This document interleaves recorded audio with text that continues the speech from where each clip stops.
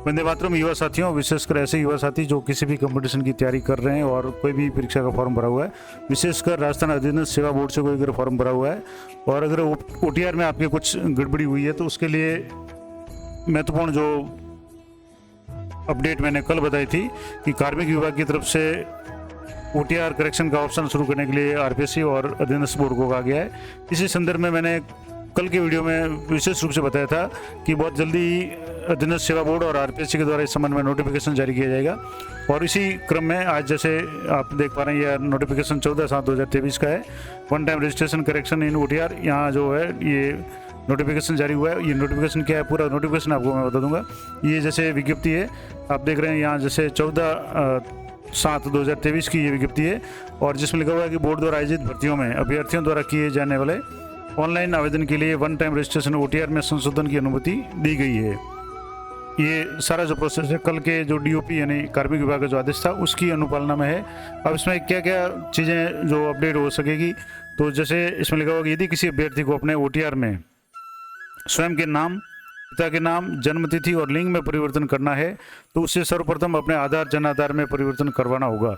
तत्पश्चात OTR screen पर fetch का बटन दबाना होगा, जिससे आधार जन आधार में दर्ज नवीन डाटा उसके OTR में स्वतः ही आ जाएगा। यानी मैंने हर वीडियो में कहा है कि जब भी आप OTR करें उससे पहले आपने जो भी आधार और जन आधार जो डॉक्यूमेंट्स है उनको एक बार चेक कर लें, क्योंकि डाटा उससे फैच होता है। और अगर आपके 10वीं 12वीं या जो भी एजुकेशनल रिकॉर्ड में आपके नाम की स्पेलिंग वगैरह और जन आधार में मिसमैच है तो सबसे पहले आपको जन आधार या आधार को अपडेट करवाना है, उसके बाद ही OTR करना है। लेकिन अब मौका दिया अधीनस्थ सेवा बोर्ड ने कि अगर मान लो आपके जन आधार में कुछ मिस्टेक थी और आपने OTR कर दिया है तो आप सबसे पहले अपने जन आधार या आधार को अपडेट करवाएं। उसके बाद जो OTR की जो स्क्रीन है उस पर फैच करके आप जो भी डाटा है वो फैच हो जाएगा। OTR जो नया आधार या जन आधार होगा और उससे आपका स्वतः है वो OTR संशोधन हो जाएगा।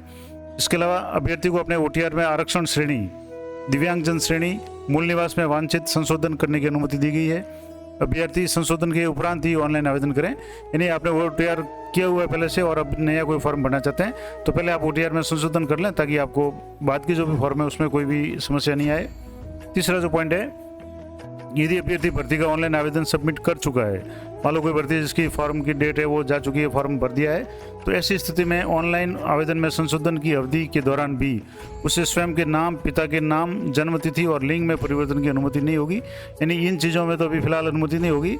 लेकिन अभ्यर्थी को यदि आरक्षण श्रेणी, दिव्यांगजन, मूल निवास में संशोधन करने हैं तो पहले उसे OTR पेज पे आरक्षण श्रेणी या दिव्यांगजन श्रेणी या मूल निवास में संशोधन करना होगा और इससे उसके स्वयं के ऑनलाइन आवेदन में पूर्व में भरे गए आरक्षण या दिव्यांग श्रेणी या मूल निवास में संशोधन का विकल्प उपलब्ध हो जाएगा।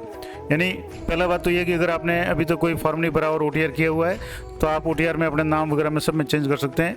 दूसरा ये है कि अगर आप जो भी श्रेणी में संशोधन करना चाहते हैं और आपने ऑलरेडी सबमिट कर दिया फॉर्म तो आपको जो प्रोसेस है वो आपको ये फॉलो करना पड़ेगा कि इसके लिए आपको जो भी परिवर्तन है वो आप अभी जैसे जो रिजर्व कैटेगरी में अगर कोई है या मूल निवास वगैरह में संशोधन करना है तो आपको OTR पेज पे आपकी श्रेणी में संशोधन करना है और उसके बाद में जो भी आपका फॉर्म होगा उसमें ऑटो डाटा है वो फैच हो जाएगा और मूल निवास में संशोधन का विकल्प है उपलब्ध हो जाएगा।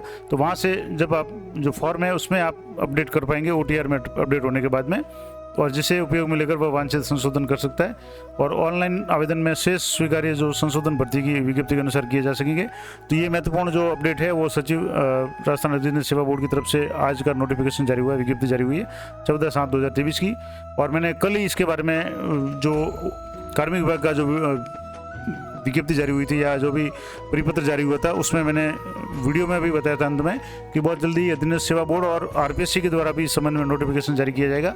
अधीनस्थ सेवा बोर्ड का नोटिफिकेशन जारी हो चुका है। इस तरह से मुझे लगता है बहुत जल्दी या तो संभवतः आज ही RPSC के द्वारा भी इस संबंध में नोटिफिकेशन जारी होगा ताकि जो भी OTR में करेक्शन है वो आप कर सकें। और इसके लिए फिलहाल कोई भी शुल्क देने की आवश्यकता नहीं है। ये कल के वीडियो में मैंने बता दिया था, कार्मिक विभाग ने पहले स्पष्ट कर दिया था कि ये निःशुल्क है, वो OTR में करेक्शन कर सकेंगे।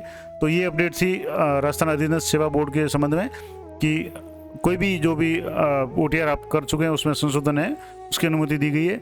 इसी तरह की अपडेटेड और महत्वपूर्ण जानकारियों के लिए चैनल पर बने रहें। मिलते हैं नेक्स्ट वीडियो में, तब तक जय हिंद, जय भारत।